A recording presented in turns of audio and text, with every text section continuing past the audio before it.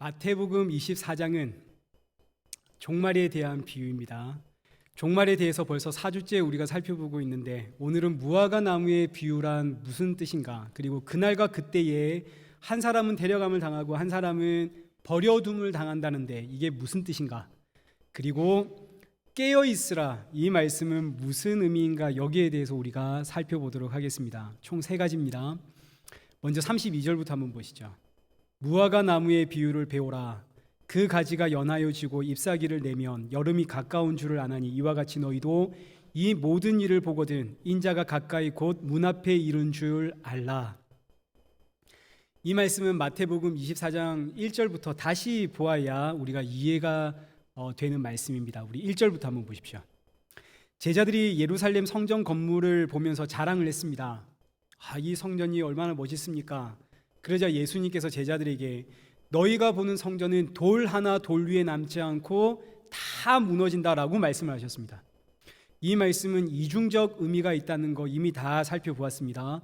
돌 하나 돌 위에 남지 않고 전부 무너진다는 이 말씀은 제자들은 저 건물 예루살렘 성전이 무너지는 것으로 이해했고, 예수님은 성전이신 자신의 몸이 무너지는 것을 이야기하셨습니다. 십자가 사건을 이야기하신 거죠. 근데 제자들이 못 알아듣고 건물 성전 무너지는 것으로 이해를 했습니다. 그래서 3절에 제자들이 묻죠. 어느 때에 이런 일이 있겠사오며 또 주의 임하심은 언제입니까? 이런 질문을 하는 이유는 저 건물 예루살렘 성전 무너져도 괜찮습니다. 왜냐하면 구약에 기록되어 있는 인자, 구약 선지자들이 한결같이 예언했던 그 메시아가 오시면, 그러면 그 메시아가 예루살렘 성전 다시 지으면 되는 거 아닙니까? 메시아가 오셔서 성전 다시 지으면 되는 거니까 제자들이 묻습니다. 그러면 주의 임하심은 언제입니까? 이 질문에 대한 대답이 오늘 본문 32절입니다. 32절 보시죠. 무화과 나무의 비유를 배워라. 무화과 나무의 비유. 그 가지가 연하여 지고 잎사귀를 내면 여름이 가까운 줄을 아는 것처럼 무화과 나무 비유를 배우면 인자가 가까이 곧 문 앞에 이른 줄 알라. 이 말씀이 완전히 수수께끼와 같은 말씀입니다. 우리는 이 말씀이 잘 이해가 안 됩니다. 우리는 유대인들이 아니기 때문에 이 말씀의 배경이 무슨 의미인지 전혀 우리는 감을 잡을 수 없습니다. 제자들이 지금 성전이 무너진다는 이 충격적인 말씀 앞에서, 그러면 그 예언된 주는, 성경에 예언되어 있는 그 메시아는 언제 오십니까? 이 질문 앞에 예수님의 대답은 무화과 나무의 비유를 배워라. 무화과 나무의 비유를 배우면 인자가 가까이 곧 문 앞에 이른 줄 알 것이다. 일단 유대인들은 무화과 나무의 비유가 뭘 의미하는지 다 압니다. 우리는 모르지만 유대인들은 다 압니다. 열왕기상 4장 25절 한번 보십시오. 솔로몬이 사는 동안에, 솔로몬이라는 이름이 샬롬이라는 뜻입니다. 우리가 흔히 인사할 때 샬롬 하는 것처럼 이게 솔로몬이라는 뜻입니다. 솔로몬이 사는 동안에 유다와 이스라엘이 단에서부터 브엘세바에 이르기까지 각기 포도나무 아래와 무화과 나무 아래에서 어떻게 살았다고요? 평안히 살았더라. 평안, 이게 샬롬입니다. 샬롬의 나라에서 샬롬을 누리더라. 어떻게? 무화과 나무 아래서. 그래서 무화과 나무는 유대인들에게 솔로몬의 나라, 그 샬롬의 나라를 생각나게 하는 쉼과 평안과 안식을 주는 나무가 무화과 나무입니다. 그러면 안식과 쉼과 평안을 주는 샬롬의 나라는 어떤 나라입니까? 이거 하나님의 나라죠. 그래서 무화과 나무는 샬롬의 나라 곧 하나님의 나라, 이거 유대인이라면 다 아는 무화과 나무의 비유입니다. 무화과 나무는 곧 하나님의 나라, 무화과 나무는 곧 평화의 나라, 유대인이라면 다 아는 비유입니다. 근데 문제는 유대인들에게 하나님의 나라는 이스라엘입니다. 유대인들에게 하나님의 나라는. 그래서 무화과 나무의 비유를 배우라고 했더니 무화과 나무는 곧 이스라엘을 상징하니까 이걸 가지고 오늘날 어떤 분들은 1948년 이스라엘이 가나안 땅을 되찾았습니다. 이 독립, 가나안을 되찾은 독립 한 나라가 1948년 팔레스타인 지역을 일부 되찾았습니다. 이걸 가지고 무화과 나무에 잎이 핀 것이다. 가나안 땅, 지금 옛날 예루살렘 성전이 있는 그 자리에는 지금 이슬람의 모스크 사원, 황금 사원이라고 불리우는 그 모스크 사원이 들어서 있는데, 이스라엘 민족이 저 이슬람과 싸워서 그 황금 사원 자리를 예루살렘 성전 다시 세우면, 이게 지금 요즘 흔히 이야기하고 있는 제3의 성전 이야기입니다. 제3의 역사상 세 번째 성전이 세워지기 때문에, 이 제3의 성전이 세워지면 그러면 이슬람 세력이 가만히 있을 수 없어서 이스라엘과 더 크게 전쟁을 일으킬 텐데, 이게 곧 3차 세계대전으로 확장되어서 3차 세계대전이 되면 이 세상은 끝날 것이다, 이런 이야기하는 분들이 꽤 많이 있습니다. 이런 종말의 시나리오를 써서 말하는 것은 그냥 이건 상상이고 소설입니다. 혹시 여러분 이런 이야기를 들으시면 그건 그냥 듣고 흘리시면 되는 겁니다. 이건 성경 말씀도 아니고 성경에도 없는 이야기고 설교도 아니고 그건 그냥 소설입니다. 상상으로 만들어내는 소설. 여기에 대해서는 수요일 날 이제 우리 에스겔서를 보고 있는데, 에스겔 38장에 곡과 마곡 전쟁이 나옵니다. 곡과 마곡 전쟁은 종말이 일어날 전쟁인데, 에스겔서에만 있는 게 아니라 요한계시록에도 기록되어 있는 전쟁입니다. 이 이야기를 수요일 날 자세히 해드리겠습니다. 수요일 날 교회 나오시라는 이야기죠. 지금은 수요일 날 에스겔 37장 하고 있습니다. 38장은 한 2, 3주 뒤에 할 겁니다. 수요일 날 뵙시다. 자, 다시 본문으로 돌아가서, 무화과 나무는 하나님의 나라를 상징하지만 이 하나님의 나라는 이스라엘이라고 하는 국가를 뜻하는 게 아닙니다. 하나님의 나라는 우리가 이미 마태복음 보면서 다 살펴보았습니다. 하나님의 나라는 혈과 육의 나라가 아닙니다. 로마서 14장 7절을 한번 보십시오. 하나님의 나라는 먹고 마시는 것이 아니요 오직 성령 안에서 의와 평강과 희락이라. 하나님의 나라는 먹고 마시는 나라가 아닙니다. 사람은 이 땅에 사는 한 먹고 마셔야 합니다. 그래야 살죠. 그러니 하나님의 나라는 이 땅에 속해 있는 나라가 아니라는 뜻입니다. 이 땅에 속해 있는 나라 아닙니다. 그런데 이 땅에 살아가고 있는 사람에게 성령이 임하면, 성령이 임한 성도는 의와 평화와 희락이 있는 그 하나님의 나라를 경험하게 되어지는데, 그 의와 평강과 희락의 나라는 어디에 있을까요? 예수님의 십자가에 있습니다.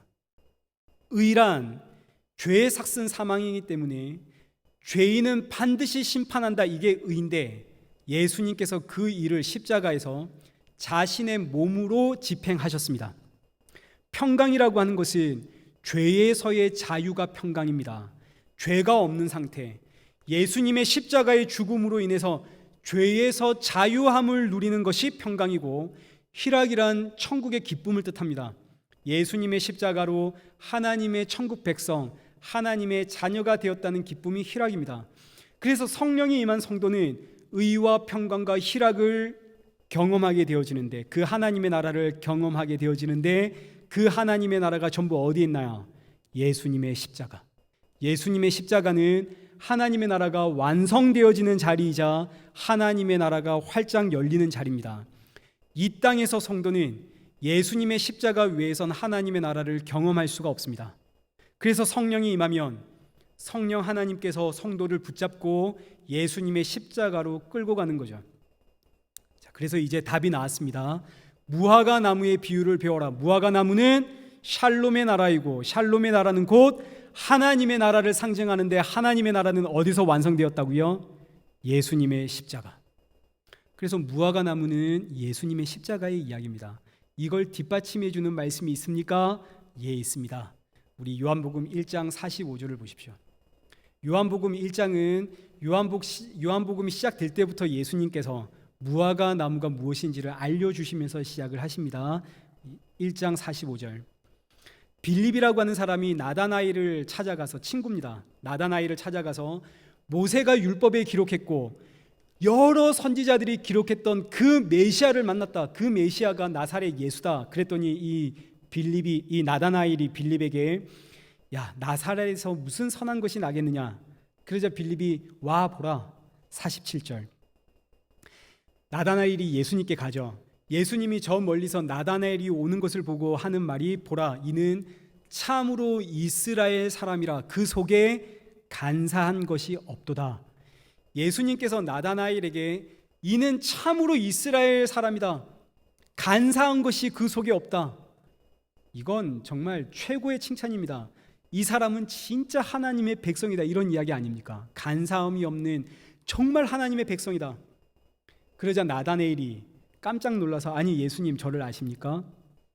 예수님께서 빌립이 너를 부르기 전에 네가 무화과 나무 아래에 있을 때에 내가 너를 보았다.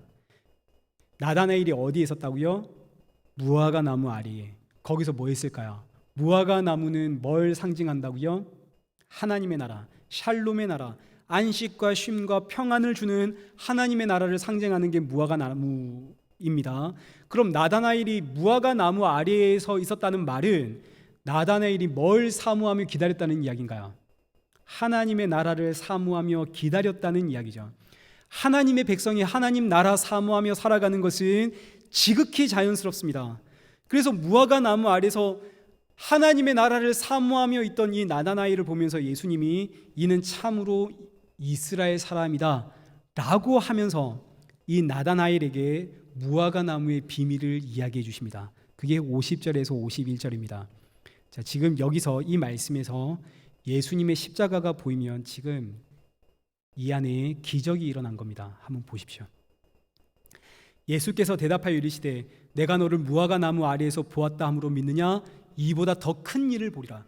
무화과 나무보다 더 큰 일. 무화과 나무는 그림자요, 진짜는 바로 이것이다. 무화과 나무는 그림자고 실체는 바로 이것이다 하면서 무화과 나무의 비밀을 이야기해 주시는데, 진실로 진실로 너희에게 이르노니 하늘이 열리고 하나님의 사자들이 인자 위에 오르락 내리락 하는 것을 보리라.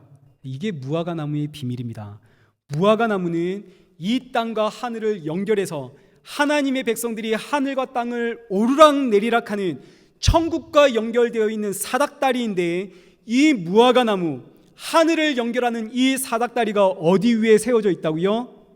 인자 위에 세워진 사닥다리, 인자 위에 세워진 무화과 나무. 그래서 하늘과 땅을 연결하는 이 무화과 나무. 여러분, 여기서 뭐가 보이십니까?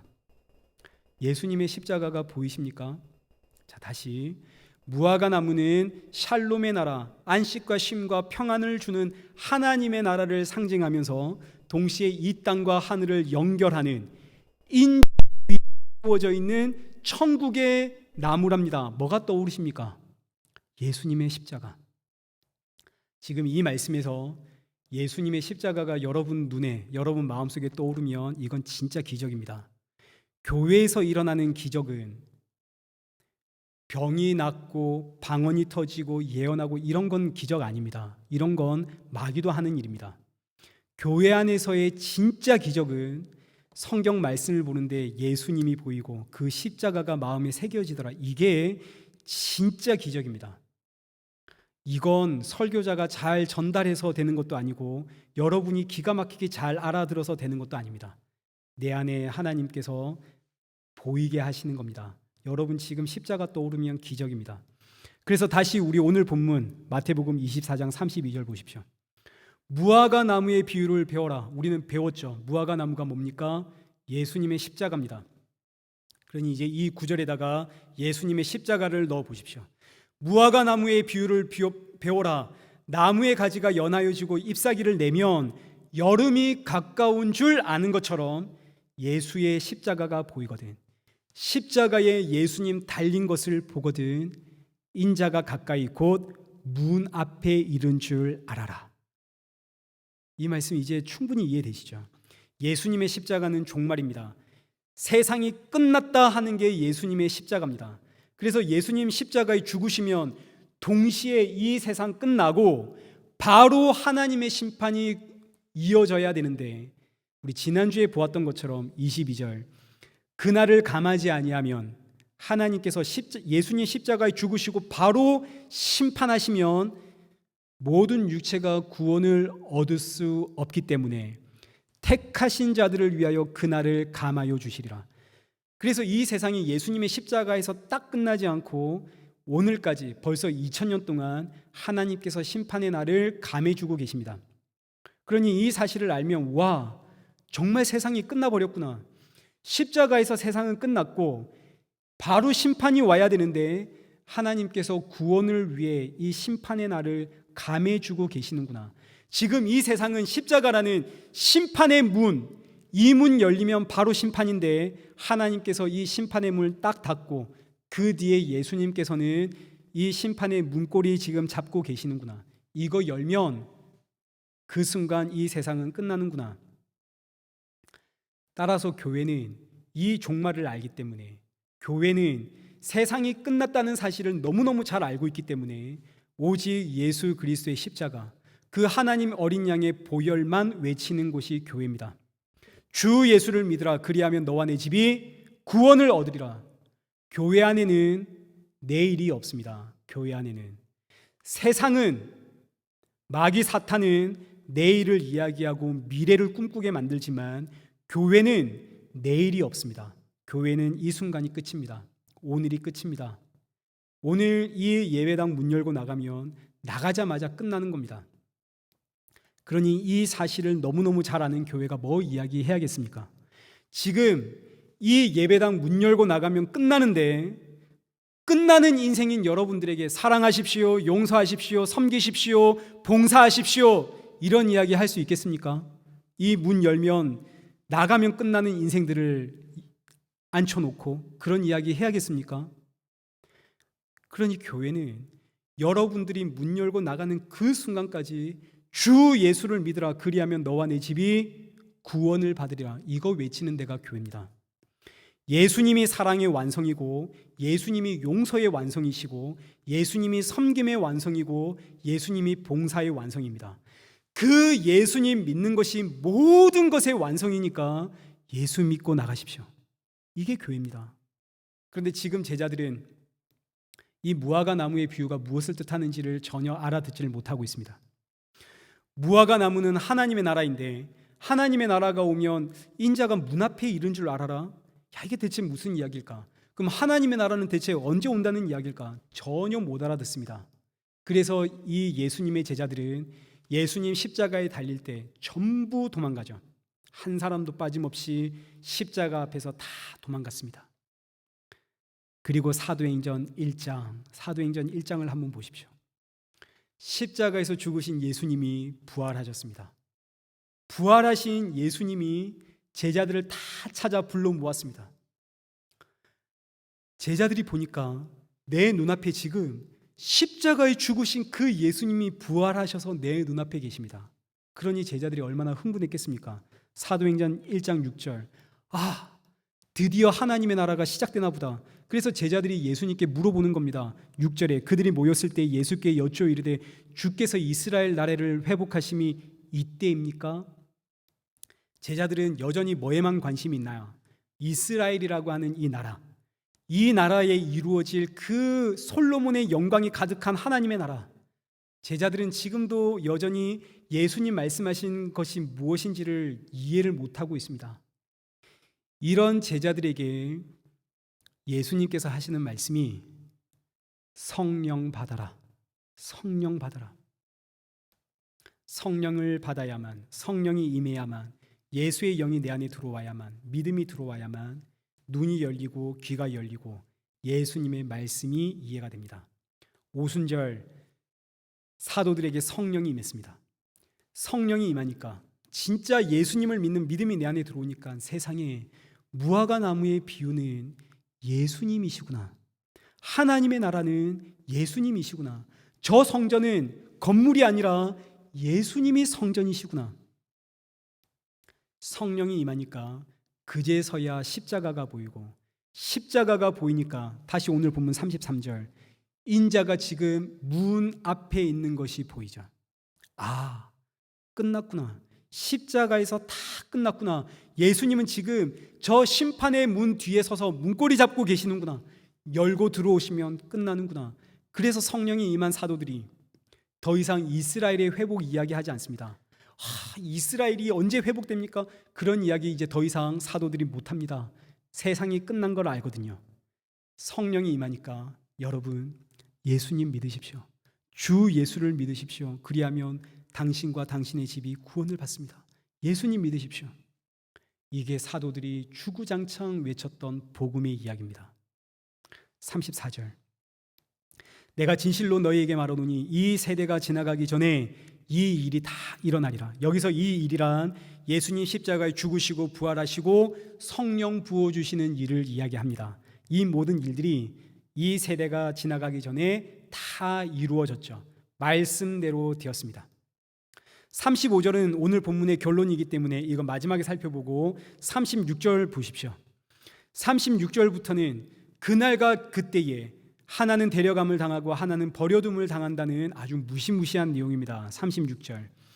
그러나 그날과 그때는, 여기서 그날과 그때란 마지막 심판의 날을 뜻합니다. 예수님 문 열고 들어오시는 그날을 이야기하는 거죠. 그날은 아무도 모르나니 하늘의 천사들도 모르고 그 아들도 모르고 오직 아버지만 아시느니라. 이 말씀은 예수님도 모른단다 이런 이야기 아닙니다. 이 말씀은 너희는 알 필요가 없다 이런 뜻입니다. 그날과 그때 너희들은 알 필요가 전혀 없다. 하나님을 믿는 백성들은 그날과 그때 알 필요가 있나요, 없나요? 그날과 그때가 알 필요가 없습니다. 예수님을 믿는 성도는 그날과 그때를 무서워하고 염려하고 고민하며 살아가는 인생이 아니라 사랑하는 그분 기다리며 사는 겁니다. 예수님을 안 믿는 사람들에겐 마지막 그날과 그때가 궁금하고 무섭고 두렵고 그 마지막 심판이 언제일까 벌벌 떠는 것이지, 예수 믿는 성도는 사랑하는 예수님 기다리며 우리는 사는 겁니다. 여러분, 사랑하는 사람 기다려 보셨습니까? 저도 연애할 때, 저는 제 처하고만 연애해 봤습니다. 제 처하고 연애할 때 약속 시간보다 먼저 나가서 제가 하염없이 기다리는데 그 기다리는 시간이 막 무섭고 두렵고 떨리고 그랬겠습니까? 아니죠. 설렜습니다. 왜요? 사랑하는 사람을 만나니까요. 물론 지금은 이제 제 처가 여보 이따가 한번 봅시다 이러면 막 무섭고 그럽니다. 좀 무슨 말 할까 싶어가지고. 그러나 사랑하는 사람을 기다리는 시간은 행복한 시간입니다. 세상은 이 기쁨 모르죠. 성도만 아는 시간입니다. 그래서 37절 보십시오. 노아의 때와 같이 인자의 임함도 그러하리라. 홍수 전에 노아가 방주에 들어가던 날까지 사람들이 먹고 마시고 장가들고 시집가고 있으면서 홍수가 나서 그들을 다 멸하기까지 깨닫지 못하였으니 인자의 임함도 이와 같으리라. 자, 이 말씀은 불신자들에게만 해당하는 말씀입니다. 예수님을 믿지 않는 사람들, 노아의 홍수 때처럼 홍수가 터지기 직전까지 사고 팔고 먹고 마시고 시집가고 장가가다가 홍수 심판을 받아 영원한 지옥으로 가고 영원한 지옥 심판을 받고, 예수님을 믿는 자들은, 성도는 똑같습니다. 홍수가 터지기 직전까지 사고 팔고 먹고 마시고 시집가고 장가가다가 홍수가 터지면, 하나님의 심판이 임하면 그때 드디어 꿈에도 그리던 사랑하는 내 구주 예수 만나는 겁니다. 무서운 이야기가 아니죠. 40절. 그때 두 사람이 밭에 있으며 한 사람은 데려가고 한 사람은 버려둠을 당할 것이요 두 여자가 맷돌질을 하고 있으며 한 사람은 데려가고 한 사람은 버려둠을 당할 것이니라. 이 말씀은 심판의 날에는 영원한 분리가 일어난다는 뜻입니다. 영원한 분리. 노아의 홍수 때처럼 어느 날 갑자기 하나님의 심판이 임하면 영원한 분리가 일어나는데, 예수님을 믿는 성도는 새 하늘과 새 땅으로, 예수님을 믿지 않는 자들은 영원한 지옥 심판으로 완전한 분리가 일어난다는 뜻입니다. 이렇게 분리가 되는 것을 조금도 두려워할 필요가 없습니다. 지금 심판의 날 한 사람은 데려감을 당하고 한 사람은 버려둠을 당하고, 한 사람은 데려감을 당하고 한 사람을 버려둠을 당하고, 이게 막 무섭고 떨리고 이러면 지금 큰일 난 겁니다. 예수님을 안 믿고 있다는 이야기입니다. 그러니 지금 이 말씀들, 그날에 버려둠을 당하고 그날에 누구는 데려가, 이 말씀이 두려우신 분들은 오늘 예수님을 믿는 믿음을 구하십시오. 예수님 믿는 성도들에게 이날은 두려운 날이 아니라 사랑하는 우리 구주 예수님 만나는 날입니다. 42절. 그러므로 깨어 있으라. 어느 날에 너희 주가 임할는지 너희가 알지 못함이니라. 너희도 아는 바니 만일 집 주인이 도둑이 어느 시각에 올 줄을 알았더라면 깨어 있어 그 집을 뚫지 못하게 하였으리라. 이러므로 너희도 준비하고 있으라. 생각하지 않은 때에 인자가 오리라. 42절부터 44절까지는 이제 세 번째 마지막 이야기입니다. 깨어 있으라라는 내용입니다. 깨어 있으라. 한국 교회가 너무너무 좋아하는 말씀입니다. 깨어 있으라. 예수님 문 앞에 계십니다. 언제 들어올지 모릅니다. 그날과 그때가 언제일지 모릅니다. 그러니 깨어 있으십시오. 깨어 있는 성도가 되자. 그런데 제가 한번 묻죠. 깨어 있을 수 있으십니까? 도둑이 언제 오는지 그날과 그때를 알면 그 시간 맞춰서 깨어 있겠지만 도둑이 언제 들어올지를 모르는데 어떻게 깨어 있습니까? 사람은 자지 않으면 살 수가 없습니다. 어떻게 깨어 있습니까? 그래서 42절부터 44절 이 말씀이 우리의 말로는 지금 이 기록되어 있는 말로는 이해하기가 쉽지 않지만 기록되어져 있는 헬라어 문법으로는 화자의 의지입니다. 화자의 의지, 말하는 사람의 의지. 우리 보고 너희들 깨어 있어 이 이야기가 아니라 우리는 못 깨어 있습니다. 깨어 있으라는 이야기가 아니라 화자가 말하는 사람이 내가 너희를 깨어 있도록 만들어 놓겠다라는 말하는 사람의 의지입니다. 예수님의 의지. 우리는 항상 깨어 있을 수가 없죠.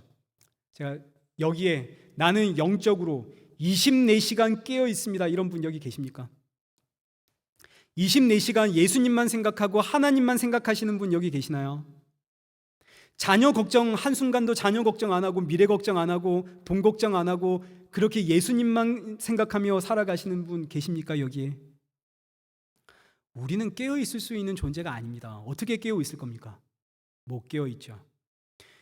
예수님이 언제 오실지 우리는 모르기 때문에 깨어 있을 수가 없습니다. 우리는 죄 앞에서도 깨어 있는 존재가 아닙니다. 그런데 예수님은 늘 깨어 계시죠. 예수님은 다 아시죠. 그래서 십자가에 죽으신 예수님이 자기 영을 우리 안에 넣어주시니 예수의 영, 그 성령이 임한 성도는 깨어있는 존재가 됩니다. 비록 나는 그날이 언제인지 모릅니다. 근데 누구는 아시나요? 내 안에 계시는 성령, 내 안에 계시는 예수님은 아시죠. 그래서 성도는 깨어있는 존재입니다. 내가 반드시 깨어있도록 만들겠다. 예수님의 그 의지. 그래서 예수님께서 십자가에 죽으시고 자기 영을 우리 안에 넣어주심. 그 영을 넣어주심으로 깨어있는 자로 만들어 놓겠다. 이게 바로 임마누엘입니다. 나와 함께 하시는, 너와 함께 하는, 내가 너를 깨어있도록 만들어 놓겠다. 임마누엘, 내가 너와 함께 하겠다. 마태복음 1장 23절 보십시오. 보라, 처녀가 잉태하여 아들을 낳을 것이요 그의 이름은 임마누엘이라 하리라 하셨으니 이를 번역한즉 하나님이 우리와 함께 계시다. 예수님 이 땅에 오실 때부터의 약속입니다. 내가 너와 함께 하겠다. 임마누엘. 왜요? 예수님이 나와 함께 해야 깨어 있을 수 있거든요. 나는 깨어 있지 못해도 내 안에 계신 예수님은 깨어 계시니까요. 지금 예수님 어떻게 우리와 함께 하십니까? 영으로 나와 함께 하십니다. 이 영이 성령입니다.